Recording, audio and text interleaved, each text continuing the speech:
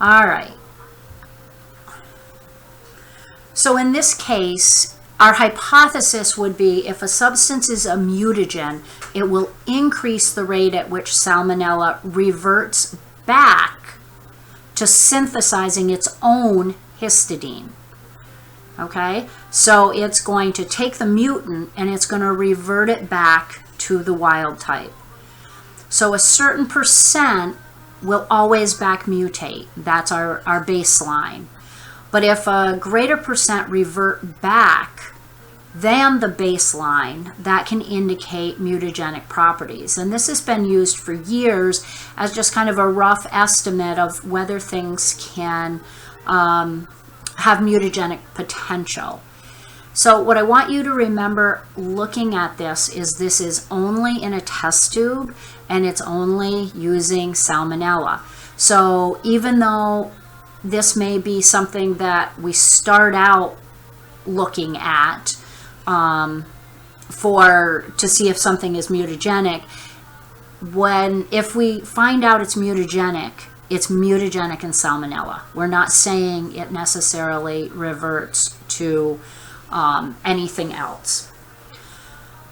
But if you take your experimental tube and you put in it the suspected mutagen, so let's say it's a pesticide, for example, that's going to be added into this culture of His negative, means that a Salmonella that cannot make its own histidine. So it's a His negative culture.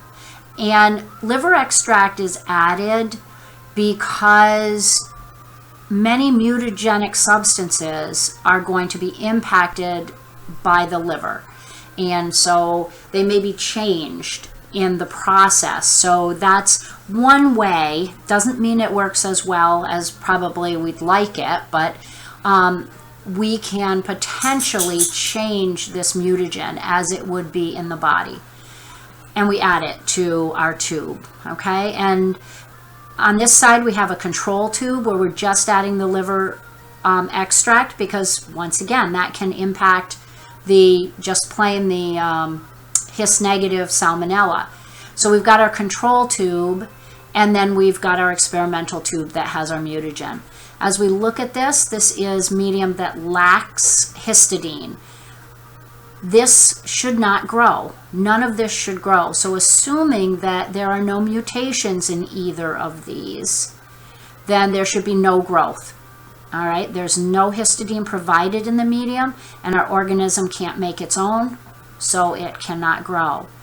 But if in the case of our mutagen, we actually see growth on that, those are Salmonella that have reverted. Okay, so all of a sudden now, after being in proximity to this mutagen or suspected mutagen, that mutagen is able to revert and basically cause new mutation to our histidine negative Salmonella to make it a histidine positive. There will always be some growth on this comparison here. That's what you're seeing, although the baseline is going to be based here. So if there were 1 or 2, that would not be unusual. And you'd look for an increase in the one with the mutagen. This is another way to do that test, a little bit different, but this is impregnated with the mutagen, and the Salmonella is in a lawn on this plate.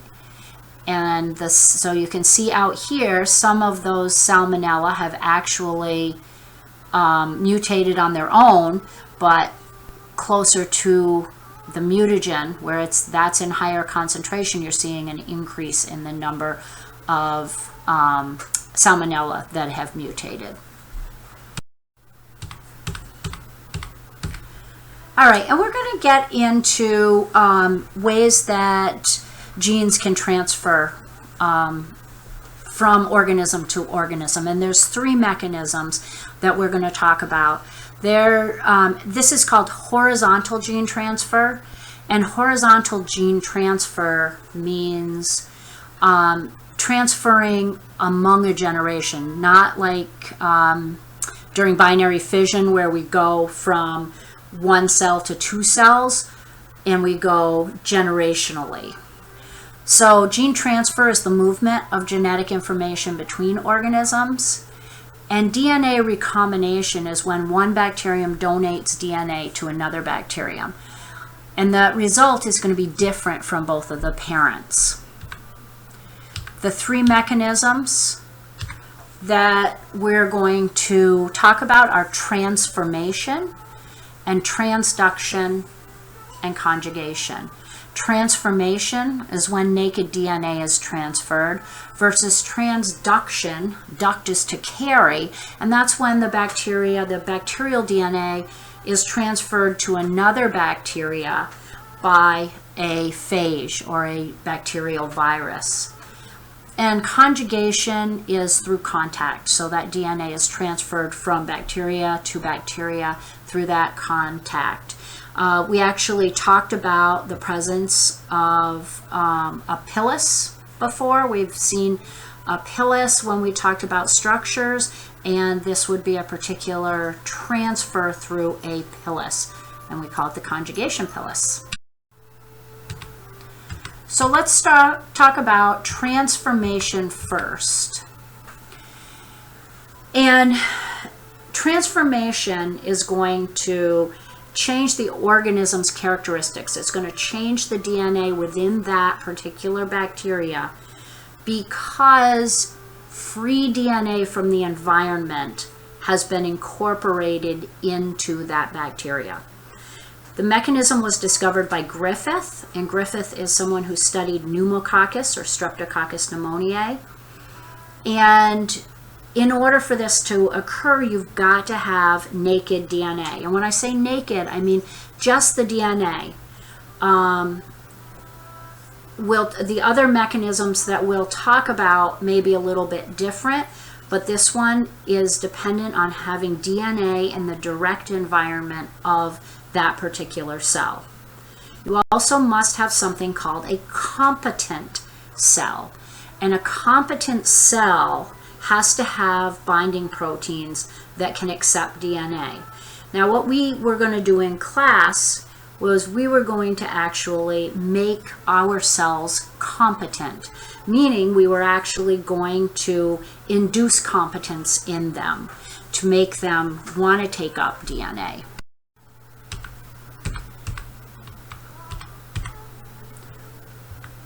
We see this transformation in a wide variety of organisms, but we can induce artificial competence in organisms, as I was just mentioning, by using calcium chloride and heat shock. And there's also something called electroporation, and both of those are meant to encourage the uptake of DNA outside of the bacterial cell surface by opening channels and allowing for that DNA entrance into the bacteria. It's frequently used for recombinant DNA technology. So let's look at Griffith's experiments, which are really interesting. But let's stop and think about Streptococcus pneumoniae again. We know that it's a gram-positive cocci. It's a streptococcus, so we also know that it's catalase negative. But our Streptococcus pneumoniae is pathogenic only when it has a capsule around it. Okay, so it has a capsule, a glycocalyx, that is wrapped around the cells, and that makes it pathogenic. So as we look here, we see that there are live cells, and those live cells have a capsule. And when we inject them into a mouse, the mouse dies because those cells are pathogenic.